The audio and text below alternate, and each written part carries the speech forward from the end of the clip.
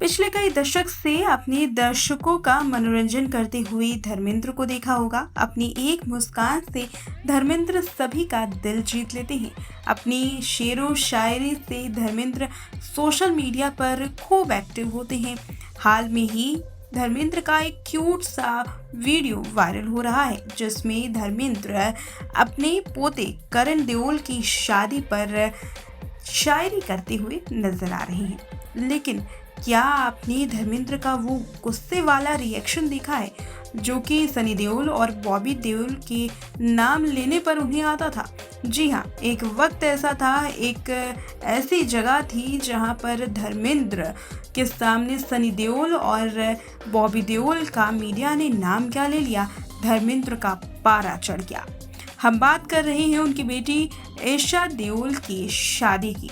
ईशा देओल के शादी में एक ऐसा वक्त था जब धर्मेंद्र से रिपोर्टर्स बात कर रहे थे। इसी बीच रिपोर्टर्स ने धर्मेंद्र से सवाल पूछ लिया कि आखिर दोनों भाई ईशा के कहाँ हैं, जिस पर धर्मेंद्र भड़कते हुए नजर आए। धर्मेंद्र के एक पोस्ट में हाल ही में शादी का वीडियो वायरल हुआ है, जिसके बाद वो किस्सा भी याद किया जा रहा है, जिसमें रिपोर्टर अभिनेता से पूछते हुए नजर आ रहे हैं कि ईशा के बड़े भाई सनी देओल और बॉबी देओल क्यों नहीं इस शादी में शामिल हुए।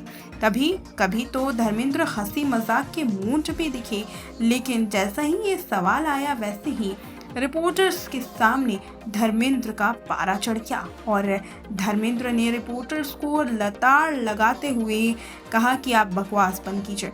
इससे ये साफ समझा जा सकता है कि धर्मेंद्र कितनी बुरी परिस्थिति में थे जब उनसे कई बार ये सवाल पूछे जाते रहे हैं।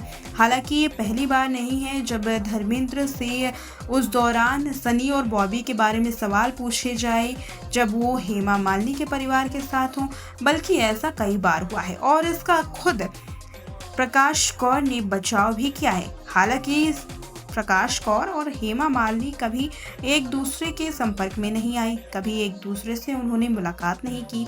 और धर्मेंद्र की इस धोखेबाजी पर जब प्रकाश कौर से सवाल पूछा जाता है कि धर्मेंद्र ने दूसरी शादी की, तो ऐसे में धर्मेंद्र को प्रकाश कौर बचाती हुई नजर आती हैं।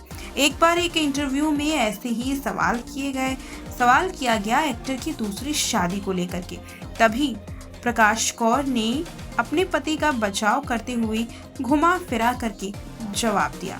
उन्होंने जवाब दिया कि सिर्फ मेरे पति ही क्यों, कोई भी आदमी मेरे मुकाबले हेमा मालिनी को ऊपर रखेगा।